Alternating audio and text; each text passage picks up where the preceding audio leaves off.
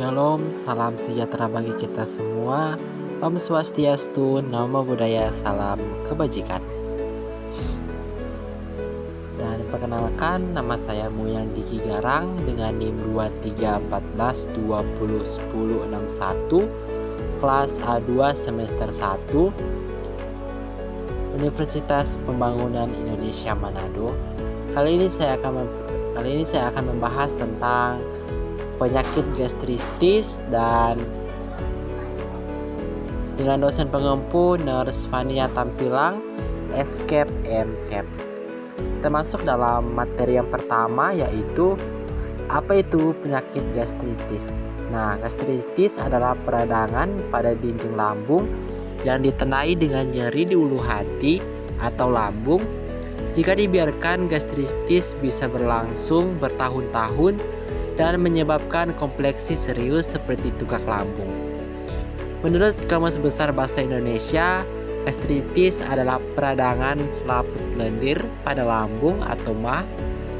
Gastritis juga sering disebut tukak lambung atau penyakit ini sering ditenai dengan rasa nyeri pada bagian ulu hati.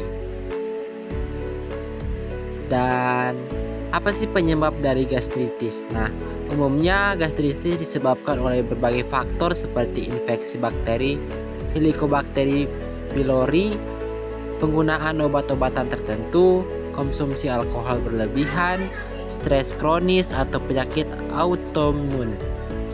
Nah, gastritis ditenai dengan adanya luka atau cedera pada penghalang berlapis lendir yang melindungi dinding perut. Kemungkinan cairan pencernaan merusak lapisan perut. Berikut adalah beberapa hal yang dapat menyebabkan gastritis. Di antaranya yaitu yang pertama, makan tidak teratur, konsumsi obat-obatan tertentu, alkohol dan rokok, konsumsi makanan yang bersifat asam, pedas, bumbu yang merangsang. Yang habis psikis atau beban, kerja yang berlebihan, cemas, dan takut. Baru yang terakhir ada infeksi bakteri tertentu.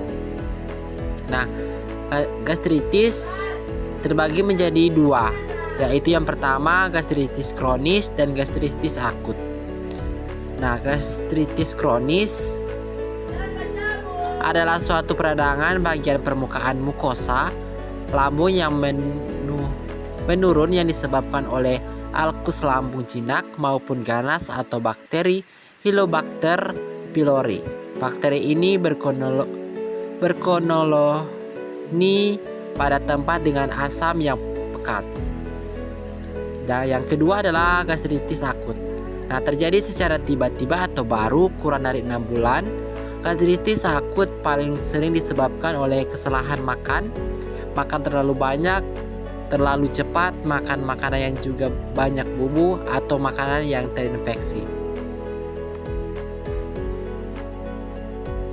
Kita akan masuk dalam keluhan dan gejala. Nah, gejala apa saja yang dirasakan oleh seorang yang mengidap penyakit gastritis? Yang pertama adalah rasa perih dan kembung di ulu hati. Yang kedua, mual dan muntah. Yang ketiga, perdarahan saluran cerna. Yang keempat, nafsu makan menurun. Kelima, sering bersandawa. Dan yang terakhir, kembung atau perut terasa penuh. Nah, manifestasi klinis gejala gastritis. Manifestasi klinis gejala gastritis akut adalah anoreksia, mual dan muntah, perasaan perut penuh.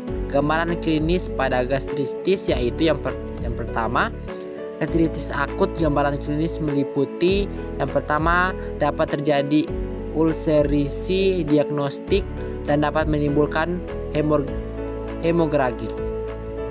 Yang kedua, rasa tidak nyaman pada abdomen dengan sakit kepala, kelesuan, mual, dan anoreksia, disertai dengan muntah dan cegukan. Yang ketiga, dapat terjadi kolik dan diare jika makanan yang mengiritasi tidak dimuntahkan.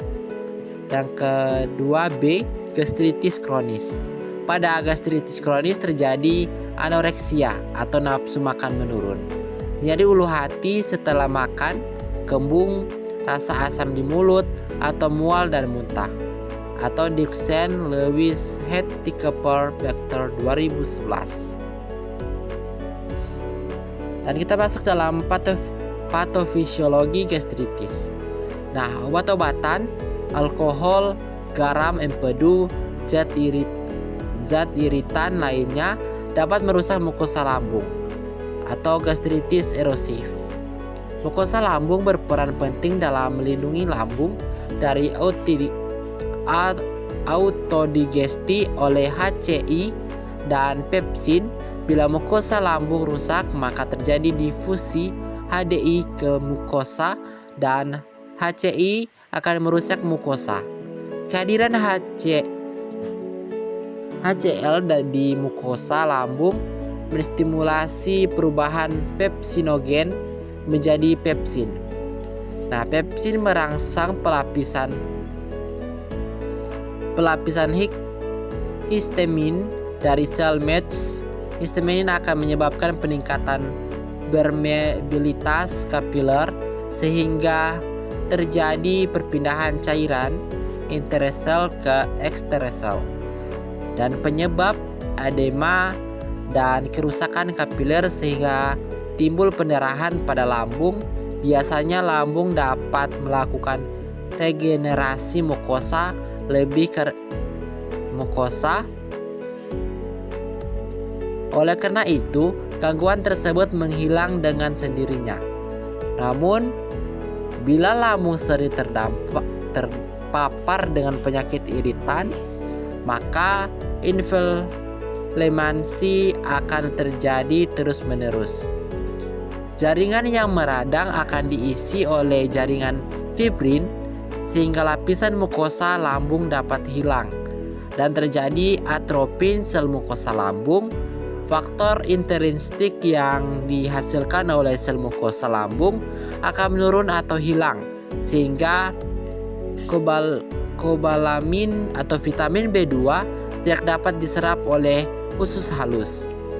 Sementara vitamin B12 ini berperan penting dalam pertumbuhan dan maturs sel darah merah. Pada akhirnya klien gastritis dapat mengalami anemia. Selain itu, dinding lambung menipis rentan terhadap perforasi lambung dan pendarahan. Nah, ini adalah contoh skema patofisiologi gastritis. Kita akan masuk dalam pencegahan. Nah, bagaimana cara pencegahan dari gastritis? Yang pertama, jangan biarkan perut lama dalam keadaan kosong. Nah, yang kedua, jangan terlalu banyak mengonsumsi makanan atau minuman pedas dan asam. Yang ketiga, hindari makanan yang berlemak. Yang keempat, sebaiknya konsumsi makanan dengan tekstur lembut atau lunak. Sering minum air putih. Kurangi konsumen kopi, teh, soft drink. Porsi makanan sebaiknya tidak terlalu banyak, tetapi sedikit dengan frekuensi sering. Nah, bila harus mengonsumsi obat-obatan penahan nyeri atau analgetik, maka sebaiknya setelah makan dan perut tidak dalam keadaan kosong.